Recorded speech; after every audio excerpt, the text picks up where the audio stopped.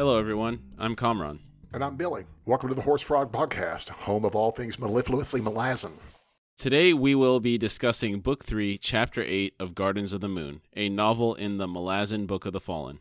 This podcast series is intended to be a companion to reading or listening to the books set in the Malazan universe. It's not a book review, and it's not intended to be a replacement to reading the books. Know that Kamraun and I think this is the best fantasy series ever written, and will not be providing any literary critique. This is just pure fanboy. Agreed. We will be covering the events in the books in a linear fashion. There will be spoilers for those that have not read the books. We will try not to spoil anything prior to us covering that portion of the respective book.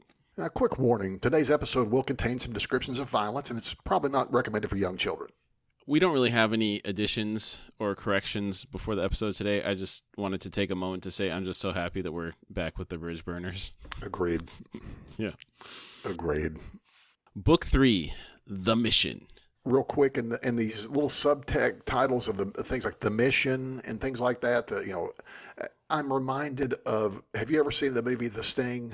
Yes, love that movie. You do too? Nice. I showed it to Christy. She was not impressed, but I love that movie really? too. So, yes. Paul Newman and Robert Redford are at their best in that movie, Agreed. man. Agreed. But and the music, I love the soundtrack. But the soundtrack's good. And then what was Brian Shaw? It's Robert Shaw. Robert Dude, Shaw, It's the guy from Jaws. Jaws, yes. It's your fella. Yeah. But I'm reminded of each one of those little acts always has the bait, the setup, the setup, and I love this. This is The Mission. I'm like, it's The Sting. It's like, no, I'm thinking about this. Is this structured in a similar way? There's a lot of things that do that with and can use. There is kind of, we do have some stings that happen in this book's That's series. what I'm thinking. There are some stings. Add it to the list of questions. Yeah. Well, have you seen the show Sneaky Pete on Amazon? No. If we're going to pronounce it like Steven, would that be Amazon? Oh, Amazon. I was going Malazan or Amazon. But, Amazon. Yeah. So there's a show Sneaky Pete, but the first season is basically The Sting. Okay. It's almost like they recreate the Sting in a certain way. It's got Giovanni Ribisi as Pete, and I love him. He's real funny. It's funny and kind of serious at the same time, and it's an amusing idea for a story. So speaking of him, the kids were just watching Avatar. I forgot he was in that. I've not seen Avatar. You're not missing much. I thought I saw it when I saw saw South Park summarized it quite well. Yeah, I was going to say Dances with Smurfs is what I've always assumed it was anyhow. So, I've had no desire to watch it. And also because of James Cameron. Because, now South Park does have the greatest James Cameron line of all time and has the greatest sentence involving James Cameron. Okay. You remember when they raised the bar with James Cameron? James Cameron doesn't do what James Cameron does because he's James Cameron. James Cameron does what James Cameron does because he is James Cameron. But he takes himself so seriously. It's like he went down to the Amazon rainforest. I'm sorry, the Amazon rainforest. I'm not going to let this go. I'm sorry. But apparently, when they were doing something, they went down there to protest something that was going to be good for these natives that were living there, and basically they didn't want the rainforest cleared in this area. And so, he went down there doing some protesting, but, these are the same people that didn't protest when, Clinton went down to talk about how great the rainforest was, clear-cutting thousands of acres just to make a driveway and a place for him to put on a speech. So. Probably didn't have the same coverage that they have nowadays. No. Yeah. Well, like I say, but James, that kind of mindset of going down to somewhere else and just going like, we want to keep it like this. It's like, but you don't want it in your backyard, though. It's like, keep it, it's like, come on. Okay, sorry. Major digression. All right. Chapter 8. This is still in 1163 Burn Sleep. The chapter opens with a poem. He stepped down then among women and men. The sigil stripped in her foul cleansing, there on the blood-soaked sand spilled the lives of emperor and first sword, so tragic this treachery. He was of the old guard, commanding the honed edge of empire's fury. And so in stepping down, but not away, he remained the remembrance before her eyes, the curse of conscience she would not stand. A price was placed before him that he glanced over in first passing, unknowing and so unprepared in stepping down among women and men. He found what he'd surrendered and damned its reawakening. This poem was titled The Bridge Burners by Talk the Younger. And I feel this provides some good insight into the relationship between Whiskey Jack and the Empress, particularly the fact that he is the curse of conscience for her, and she can't stand the reminder. I get it. Yeah, you're right. Very nicely spotted. Additionally, it gives us a little more information on the mental state of Whiskey Jack in his current position, especially now that he is amongst his men and women and remembers his humanity. Well, especially if he's being around that woman, you've got to be playing some kind of games all the time if you're around the Empress. It's probably refreshing to be out in the field where you know where your enemy is. Yeah. It's a quarter hour before dawn, and Whiskey Jack is squatting on a dome of rock overlooking Lake Azure. Darujistan lights the sky on the other side of the lake to the south. Whiskey Jack is reflecting on the harrowing journey to get here. The Bridgeburners rode on quarrels through a really bad storm. He is amazed that no one was lost on the flight here. I imagine that would be quite terrifying, riding through a thunderstorm on the back of a 20-foot-long dragonfly. That gut-wrenching it's not even a satisfying word. White-knuckle gut-wrenching. Yeah. When you're in an airplane and this is going on around you is bad enough. It is. Right? But now there's no coverage. You got a rain cape on. Well, think about this. It's like these things probably do a lot of adjustments on the fly that are quick jerking, like here and there, zigzag and stuff. Mm-hmm. And you're just like, oh my gosh. It's like just pray that you aren't thrown off on one of these little adjustments or something like that. Or even if you feel it in your guts when a plane takes a slow turn. You really feel it in those. Think about those turns. Be like, oh my gosh, the updrafts and the downdrafts. Oh wow. Yeah. And that'd be horrible. And how cold is it too? Oh yeah, you're wet and you're flying pretty quick, and it's windy. Yeah, and you get knocked around. It reminds me. So the statement, it was in the prologue, that one captain that hadn't ridden a horse in a while, and his vertebrae were grinding together because he was slow in getting the roll down. What kind of roll are you going to have to ride one of these things? Wow. Yeah. Especially these guys that do it for a living, the Morant that are driving these fellows. Yeah. So, but yeah, it's got to be quite exhilarating, I imagine, is the kindest way of putting that. Yeah. Whiskey Jack hears someone approaching. It's Kalam and a black Moranth.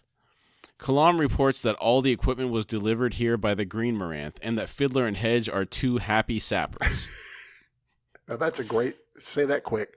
Happy sappers, happy sappers, happy sappers. We could cheat like I did before. Just cut it all together. I just said it 3 times right there. Yeah, well, there you go. You don't need to cheat. There you go. You don't need to cheat. It's just me doing it. You don't need to cheat. I need to cheat.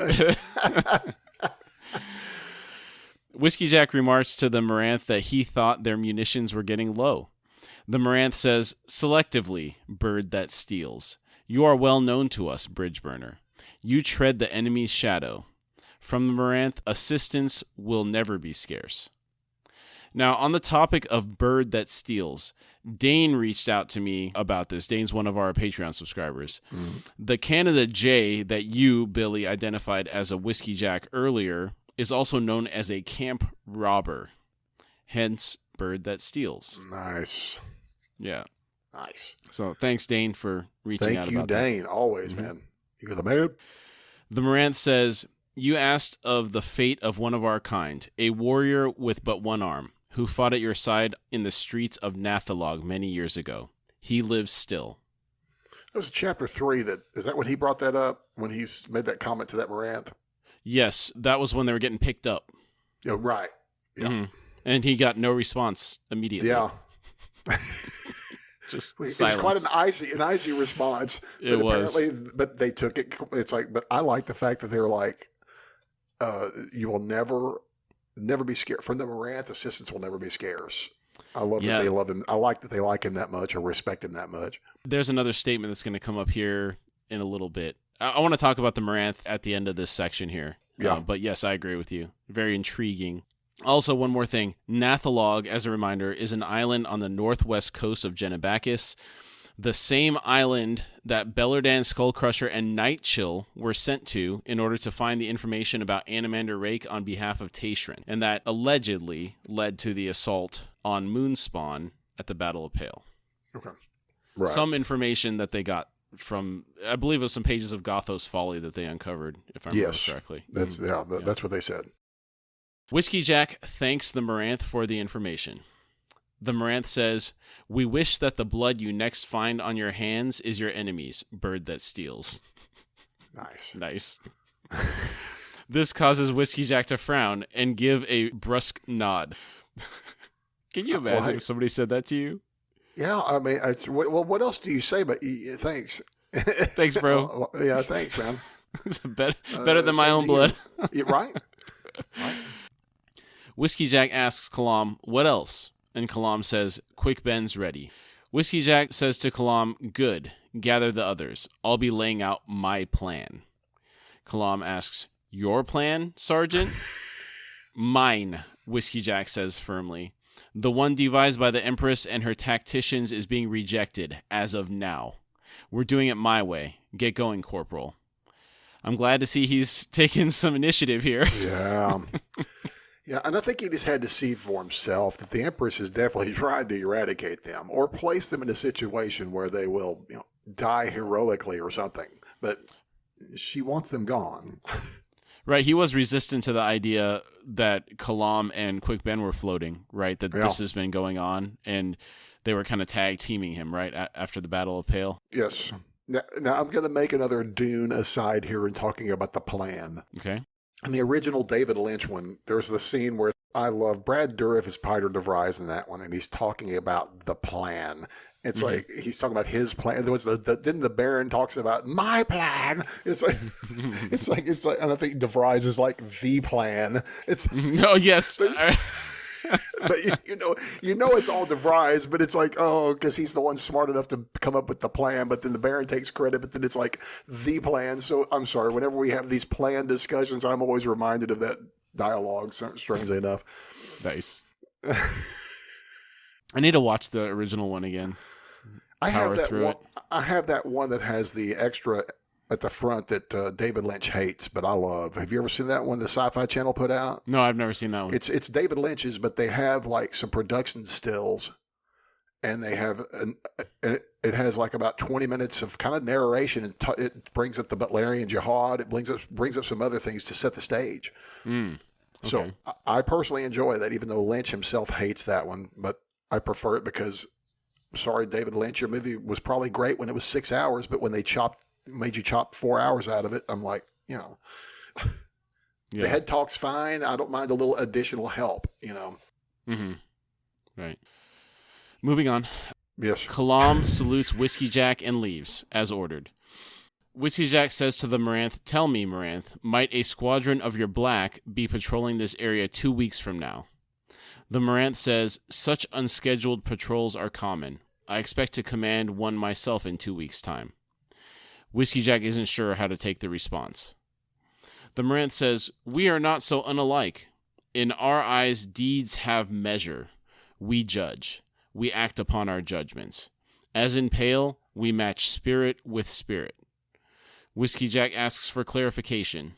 The Moranth replies, 18,739 souls departed in the Purge of Pale, one for each Moranth confirmed as a victim of Pale's history of enmity toward us. Spirit with spirit, bird that steals. These words shake Whiskey Jack. He has no response. And this is the first confirmation we get in the book that it was anything beyond just a deal of an hour of slaughter. Yes. Right? Where there's a sense of justice on their side of things, evening the scales. Yes, I agree. I agree wholeheartedly. The fact that the Moranth got retribution, that means, I'm assuming you see it like me, they've lost this many people, and we needed eye for eye.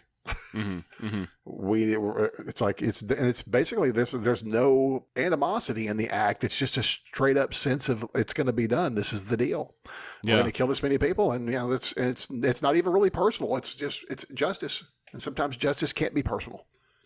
Yeah, as this conversation continues, it's interesting just the way the mentality comes across.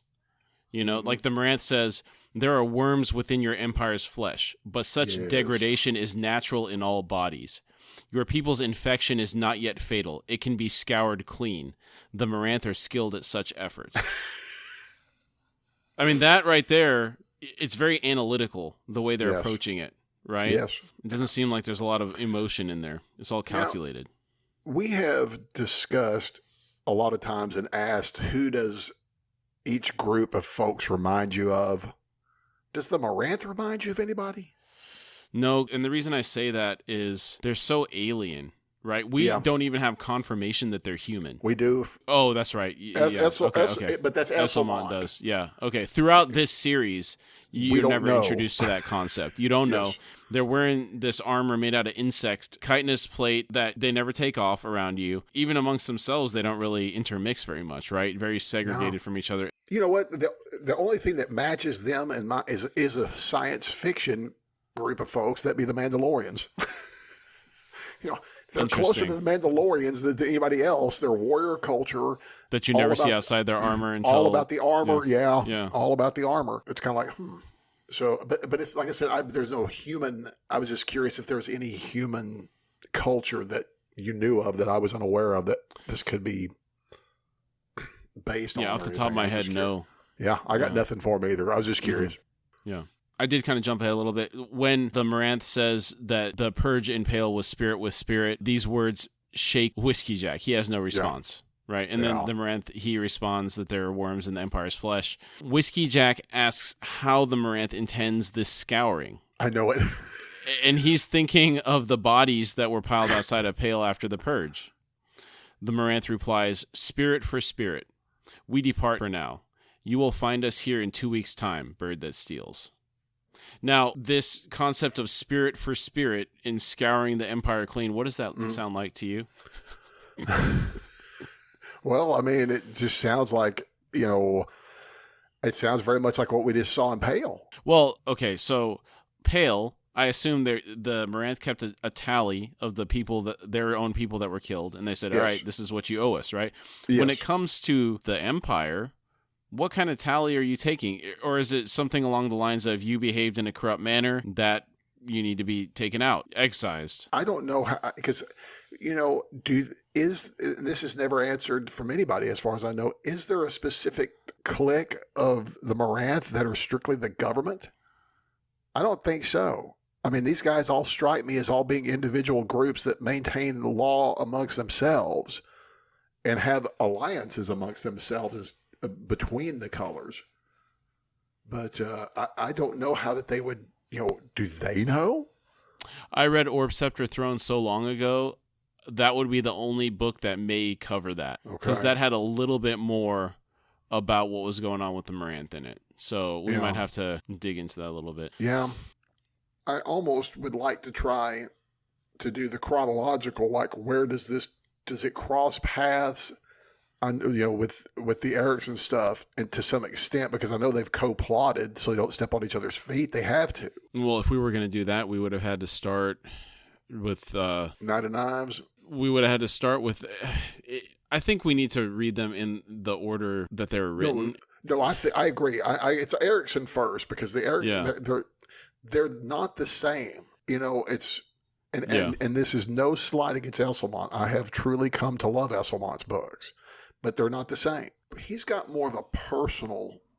I'd say Esselmont's almost more intimate, and it seems to be smaller scale. I don't know if that's the correct term I'm looking for. Versus Erikson has a very personal way of writing the people that we love, but it's like each step just kind of progresses naturally along, and they're not necessarily they're sequels, but they're sequels only in time almost, and it's different pacing, different kind of. I have such a different way. I have a hard time describing how the two write.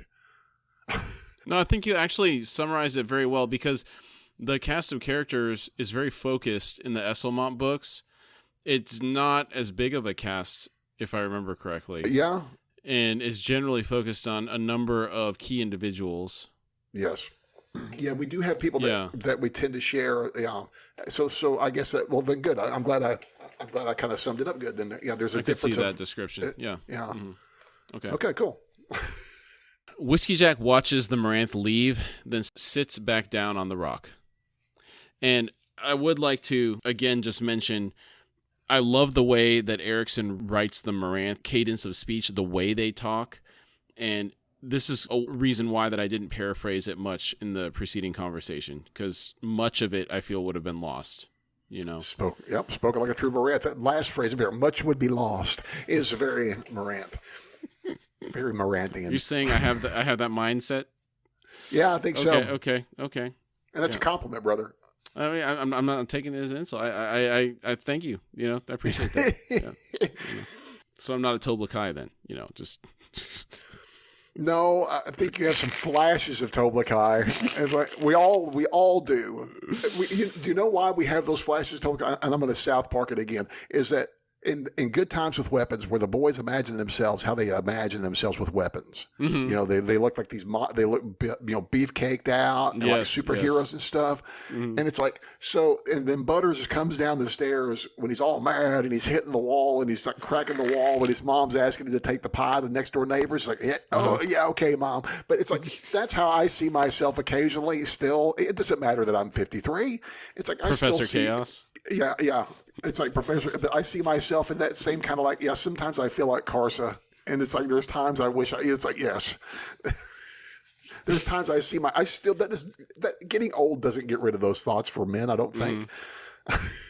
Yeah, it's like, my kids are saying, you're not going to be able to do this, Dad. And I'll be like, witness. Hey, speaking of witness, when I first moved here, I'm living with my parents. My father is 80, and that man still climbs trees with chainsaws hanging from his waist belt, and he gets up in the tree. I'm like, I can't do that now. And he's 80 and does this. I'm like, witness. It would be funnier if he did give me the witness. I love that. Epic. Nice. Thank you for putting that in my mind. Witness. Yeah. The bridge burner squad arrives and they hunker down around Whiskey Jack. He's lost in thought, his jaw's bunching, and he's grinding his molars in a kind of a pattern. He doesn't notice their presence until Fiddler says, "Sarge," quietly. Whiskey Jack is startled. He takes a deep breath and notes everyone is present, with the exception of Quick Ben, and thinks that Kalam can fill him in later. Whiskey Jack says, "All right, the original plan's been scrapped, since it was intended to get us all killed. I didn't like that part, so we'll do it my way and hopefully get out alive." Fiddler asks if they are going to mine the city gates. Whiskey Jack says no, they'll put the Moranth munitions to better use. He says there will be 2 objectives and 2 teams. Kalam, Quick Ben, and Sari are one team. Whiskey Jack will lead the other team with the remaining members of the squad. Whiskey Jack asks Mallet if the Green Moranth delivered something. Mallet confirms the Moranth have delivered a fishing boat for the bridge burners to use to cross Lake Azure to get into Darujistan. It is an 18-foot-long fishing boat, nets included. Whiskey Jack thinks they should catch some fish to act in character as fishermen and asks if anyone has any experience fishing. After a moment of silence, Sari replies that she fished a long time ago. Whiskey Jack turns to his 2 saboteurs, the great Fiddler and Hedge. Love it. I love those guys. Yes. He asks how many munitions the Moranth provided them. Hedge tells him 2 crates of munitions, from cussers all the way down to smokers. At this point, this won't mean much. And I believe Erikson waits until they are used to describe the different munitions. I don't want to ruin the surprise. Yeah, I don't either. But I just know that the Moranth munitions are always a source of joy. Yes. Mm-hmm. Particularly those that use them. Yes. The crazy sappers. You got to have a screw loose to be one of them. Those guys are out of their mind, dude. Yes. Yeah, I love them. Fiddler shifts about excitedly and says, "We could cook a palace." Whiskey Jack says, good enough. All right, everyone, listen and pay attention, or we won't come out of this alive. We don't get to hear the rest of the conversation. Now, I also wish I want to see them cook a palace. I do. I mean, it's like, oh, dude, I want to see that. Yeah. And they can manage it, I'm sure. I'm sure they could. Yeah. We cut to Quick Ben. He has poured white sand in a circle and sits in the middle. He places 5 sharpened sticks in the ground and sets them in a row before him. He makes a small noose and places it over the center stick, approximately 3 feet tall, and proceeds to loop the string around all 5 sticks. He leans back and folds his hands, then starts calling to Hairlock. As he calls for Hairlock, the 5 sticks all jerk. The center one points to Quick Ben, and a low pitch can be heard emanating from the tautening strings. He seems to let go of his body, a lot like astral projection. He's falling through dark caverns. As he is falling, he whispers to himself, Hairlock, you've gone too far, too deep. This warren has swallowed you and will never spit you out.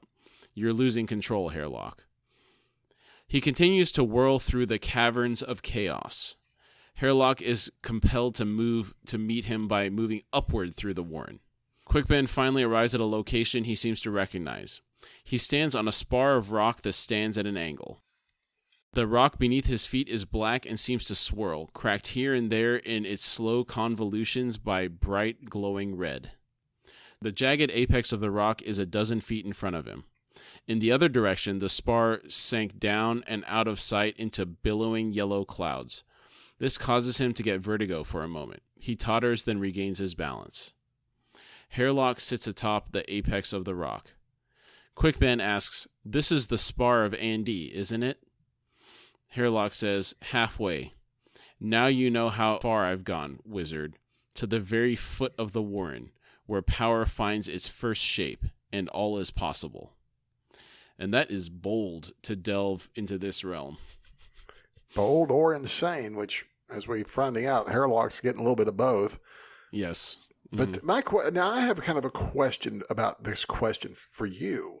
Now, this back to this is the spar of Andy, isn't it? And then he says halfway. Are they talking like halfway up the spar or across this spar? Is that what he means by halfway? I think halfway down into the warren is how I take it. Okay. Because, yeah, I'm kind of curious. I'm just kind of curious about that visualization there. I never know what that, halfway. I'm like, halfway what? Yeah, so I want to say it's much further in the books, but some of the ways that a warren was described was like there was a floor to it, right? Okay. And the way I take this is they're kind of, from an elevation perspective, about halfway down, but you can keep going down deeper and deeper. To the floor. And the closer you get, the more chaotic it is to the bottom. Like Okay. that's where it kind of bubbles up from. And then it gets more refined the higher you get. That's how I interpret it. Okay. I mean, I could be wrong, but that's kind of based off this conversation and some other stuff. That's kind of how I take it. Right. Okay. This would be back to our vascular image, with the warrens being like veins. So would this be the heart of warrens, of all warrens? I don't know if it's the heart, but it's definitely an artery. Okay. Okay. Cool. Thank you. Yeah. That helps. I think that helps me too. I'm just one of these people. It's just an interesting image in my mind. I'm just kind of like, I'm just curious how you see it. Yeah. Because the way I see it is, I guess the heart would be the most unrefined form of magic, right? It's not chaos exactly, because chaos, the way we've talked about it, is outside of the vascular system, right? But then you get arteries, which are kind of a little bit more refined, but still kind of chaotic. And then the newer warrens, that they're refined. More refined again, right? Yeah. And it's almost to the point where they're split out more, because those really, the original warrens, there aren't a ton of them. It's like dark, light, shadow, right? Yeah. But and everything comes from those three. I think so. There was, I don't know. We're kind of going out on a limb here. And folks, we're just discussing this amongst ourselves because these are questions that we feel like you get a hold of, but you never get a definitive answer for. And this is why we're discussing this. So, yeah. Yeah, well, what I was kind of backpedaling a little bit there was, like, there is some mention of Cirque's Warren, like the Warren of Air, right? Right. I can't remember if that was like an elder one, because Osirk, he's an older Yeah, he is. But deity he's god, light, right? though. Is he light? Oh, that's a good point. Well, I thought, but okay, so then more confusing. I thought Cirque was air. I did too. I said, Yeah, so Fear. I think, oh, golly. fear was okay. We need to stop. Well, we're yeah. confused. Without the Bible in front of us, we're not gonna be able to figure it out. We need like a book of all the Warrens, Yes. like yeah. Yes. So I don't know. Okay, we'll stop. We still wrestle with these questions sometimes. It's okay. It's okay. Yeah. All right. So Hairlock has just said all is possible. Quick Ben says just not very likely. How does it feel standing in the middle of all that creation but unable to touch it, to use it? It's too alien, isn't it? It burns you with every reach. Do you pick up that Quick Ben has tried that before? I'm assuming that I'm assuming so. That he has a very unique perspective on things. So I'm assuming he's probably tried this at some point. Mm-hmm. Which, again, shows how crazy and powerful he is. Dude, Quick Ben's a madman too. Yeah. Well, you're bridge burners. I mean, they're all madmen. It's kind of like Catch-22. Did you ever read the book or see the movie Catch-22? No. I don't recommend it. It's too. That's really a divisive book, isn't it?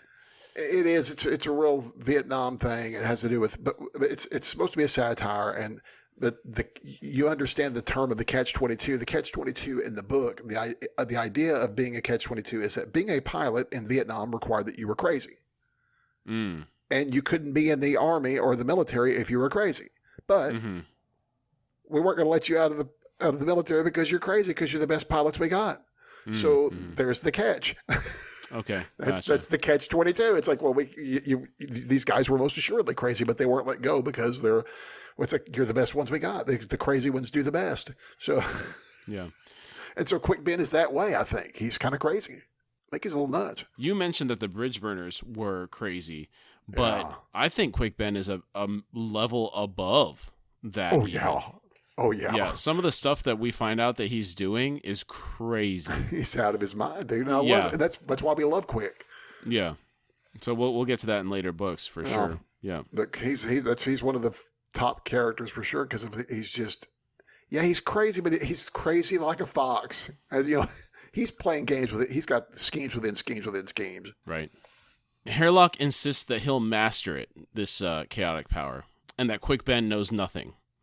Quick Ben smiles and says, I've been here before, Hairlock. You've been lucky. Though they are few in number, there are creatures who call this realm home. He pauses and turns to smile at Hairlock, then continues. They dislike intruders. Have you seen what they do to them? What they leave behind?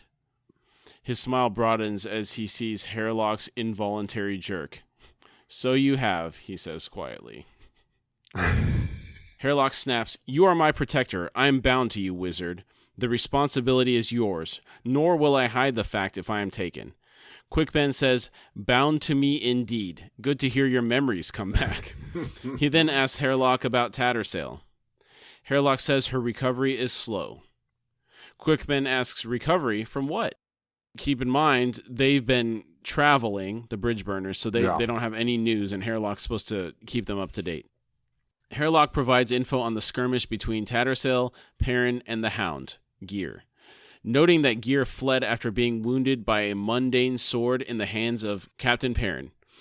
He further explains that Taishran had come around to see what had happened, but by that time Tattersail had fallen unconscious. Taishran is now suspicious and has servants scouring the warrens looking for answers.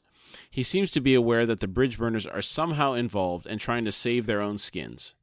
Hairlock tells Quick Ben that Taishran wants them all dead, and that maybe he hopes the fever that has a grip of Tattersail will kill her so he won't have to. But there is much to lose if she dies before he is able to question her. He'd pursue her soul down into Hood's realm. She knows enough to be elusive. Hairlock's really trying to goad Quick Ben here, isn't he? He doesn't like that Quick Ben has a hold on him. There is an element of truth to what he's saying. I do agree that he doesn't like being beholden to Quick Ben. Yeah. Yeah. He's beholden all the way. He's beholden because he's in this. Well, first off, he's alive because of Quick Ben, but that's he doesn't like that at all. And I'm sure Quick built in some fail The safes strings. there. Yeah, those strings tie him up, yeah. Oh. Quick Ben tells Hairlock to shut up and asks Hairlock to tell him all about the incident with Perrin and his sword wounding the hound. Hairlock scowls and confirms a mortal weapon was able to wound the hound, even though it shouldn't have been possible. Hairlock says, "You've not told me everything, wizard. There are gods involved in this. If you keep me in such ignorance, I might well stumble into the path of one of them." He spits. How does a marionette spit? I didn't really catch that, or I overread it. I'm assuming that the Seven Cities spitting is sometimes an audible thing versus actually spitting. Mm-hmm. Okay. It's imagine, yeah. Well, it's like they do that in some. I forgot. There's some comedy where this is done, and everyone's walking around wiping spit out of their eyes, though, because of the fact that people keep spitting every time they mention someone's name. But yeah, think about the Fremen in Dune. That'd be a waste of moisture. That'd be an insult. Well, they would do it to seal a pact, right? That's to true. show how important the use of that moisture was to sealing the pact, right? Yes, but spitting wouldn't be like this as a curse, because they wouldn't want to waste that on a curse. Exactly, right. Mm-hmm. Hairlock continues, "A slave to you is bad enough. Do you think you could challenge a god for mastery of me? I'd be taken, turned, perhaps even used against you." Hairlock advances a step. There is a dark glitter in his eyes. Again, painted on eyes. Yeah. The clicky feet's coming for you, man. Dude, well, clicky feet I'm assuming that there is some kind of animation to his face now. Yeah. That makes it even creepier. Yeah. Oh, that's nasty. That's just awful. That's nasty. Nasty. That's nasty. Yeah, definitely. Quick Ben outwardly raises an eyebrow, but his heart lurches in his chest. He wonders if that is possible. Could Hairlock be used against him and he not even know it? Ooh. Hairlock tells Quick Ben, "One more thing, wizard. Tattersail's fever crested just this night past. She screamed something about a coin that had spun, but now it has fallen. It has bounced. It has entered someone's hand. You must tell me about this coin. I must have your thoughts, wizard." Hairlock suddenly stops and looks down at the knife in his hand. He hesitates and seems confused, then sheaths the weapon and squats down. He says, "What's so important about a coin? Nothing. The bitch raved. She was stronger than I thought." Quick Ben realizes Hairlock is talking to himself and doesn't interrupt him. Hairlock continues, "Gear should have killed her. Would have, if not for that idiot captain. What irony. He now tends to her and puts his hand to his sword whenever I seek to come near. He knows I would snuff her life in an instant. But that sword, what god plays with this fool noble?" His words trail off into inaudible mumbles. Quick Ben is now seeing that Hairlock has become quite insane. He also thinks to himself that with this type of madness comes strength, perhaps strength enough to break the strings that bind Hairlock to Quick Ben. This causes Quick Ben to again question his level of control over Hairlock. Hairlock has fallen silent, his painted eyes flickering with black flame, leaking chaotic power. So, to your point, this idea that the painted marionette has movement in the painted features is startling. I don't love it at all. I agree. I don't love this at all. This is way more frightening than Chucky. I was never intimidated or wanted to watch those movies because, Chucky, dude, come on. You pick that dude up by the scruff of his neck, and he can't hurt you. But Hairlock, dude, please. Hairlock's got power. Yeah, that's giving me bad imagery. Yeah, that's not cool. I don't love this. I agree. I don't love this. When it becomes clear that Quick Ben will learn nothing else, he addresses Hairlock again. He tells Hairlock to pursue Tashrin's plans, then kicks Hairlock off of the spar of Andy and sends him flying off into the chaos. There is an outraged snarl as he falls into the clouds, disappearing from view. Now, this evoked an image from a movie for me, one that took a moment for me to place. And it was a couple hours, and then finally it came to me. It's in Indiana Jones and the Last Crusade when Ilsa falls into the mist when Indy couldn't keep a hold on her. She was reaching for the grail, and she was hanging into that crevasse that opened up, and she falls into that mist. That's how I see the marionette falling into those clouds. Yeah. And it's kind of funny because I'm like you. I don't remember a whole lot. I've seen that movie, but it's been years, and I've enjoyed that movie. I think I like that one almost I've rewatched that one. I can't hardly rewatch the original one. The original one's so good. It does, for some reason, I don't like to rewatch it. Mm. It's just good. I mean, it's okay. I know the movie's so good. I don't need to rewatch it. It's well done.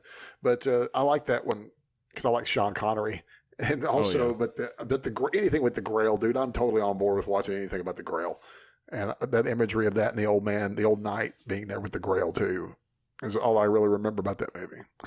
Oh, okay. Yeah. I used to say that was my favorite movie of all movies. Okay. Yeah, I don't know that that's true anymore, but I still rate it very highly. Okay. It doesn't get old for me. Yeah. I get that. To your point, I love Harrison Ford as an actor and then Sean Connery as well. It's just really entertaining. Yeah. Because I've seen that one at least two or three times. And the original Indiana Jones, I think I've only watched it twice, and it's great. Mm. I like that one too. Yeah. But I kind of like this because of the Grail stuff, and Connery plays. It's Connery. It's both of these guys together. Yeah. Quick Ben is hoping his kick will disrupt Hairlock's recollections of this conversation. He feels the strings of control growing ever more taut. Quick Ben knows what he has to do, and the thought raises bile in his throat. He leaves the spar of Andy and starts the return journey to his own body. He smiles, but it's a smile in response to terror. He is thinking of a single word, gear. And with that name, his terror has found a face. Mm. Yeah, it is. Back to Whiskey Jack and squad immediately after the mission briefing. Whiskey Jack is watching everyone in the squad, their eyes downcast and minds elsewhere, except for Sari. She is staring at him with bright, approving eyes. He wonders who is doing the approving in those eyes, then shakes his head, angry that some of Quick Ben and Kalam's suspicions have entered his mind. He looks up to see Quick Ben approaching. Quick Ben looks exhausted, like he has been through the ringer. Whiskey Jack's gaze snaps to Kalam, who nods and tells everyone to get ready and load the boat. Mallet leads the rest of the team away. Kalam tells Whiskey Jack the squad is running on fumes, saying, Fiddler, Trots, and Hedge moved enough dirt in those tunnels to bury the Empire's dead. That's the tunnels under Pale. Yes. I'm still worried about them. Mallet. He seems to be holding together, so far. Still, whatever Sari knows about fishing, I doubt any one of us could row their way out of a bathtub.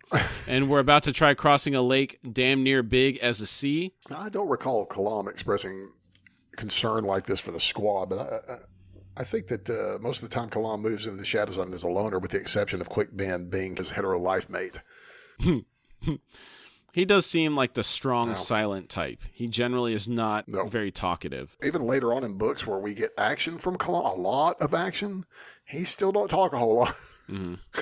He's just a man of action, dude. Totally. Yes. And in this case, I wonder if it's desert upbringing that's making him nervous. Presumably, he's been on ships before to get to Genovakis from Seven Cities, I would think. Yeah, that's what I think.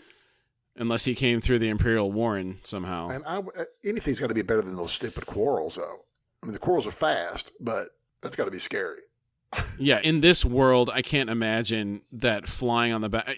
Even in our world, I don't think people would be comfortable flying on the back of one of those things, unless you're crazy. No. Whiskey Jack says, you know damn well that any warren opening anywhere near the city will likely be detected. No choice, Corporal. We row, unless we can rig up a sail. Kalam comments that Sari knowing how to fish is awfully convenient. Quick Ben arrives and says, I'm about to propose something you're going to hate.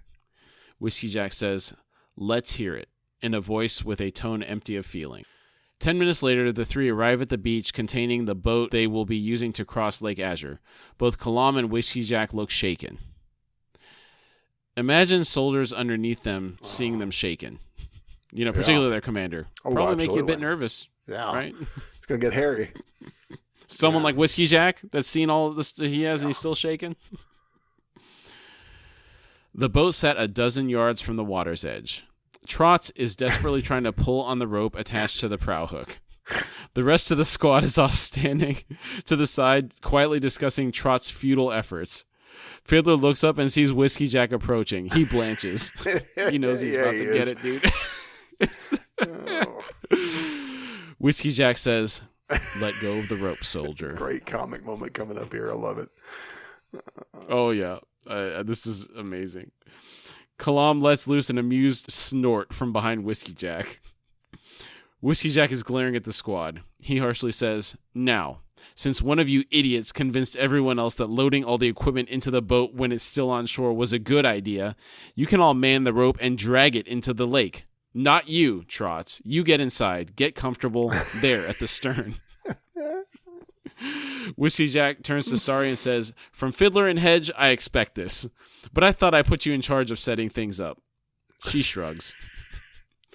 He sighs and asks Sari if she can make a sail. Sari points out that there is no wind. Whiskey Jack is exasperated and says, "Maybe there will be." It's like talking to a teenager, man. Whatever. Yeah, I mean, she is 15, yeah, right? she is a teenager. Sari says they have some canvas to make the sail and that they'll need a mast. Whiskey Jack tells her to get Fiddler to help her, then tells the rest of the squad to get the boat in the water. Trots gets all sprawled out in the boat and bares his filed teeth in what may or may not be a smile to the squad. Whiskey Jack turns to a grinning Kalam and Quick Ben and tells them, "What are you waiting for?" Their grins die. Oh, I love these interactions. It's so fantastic. So it just makes these guys so real.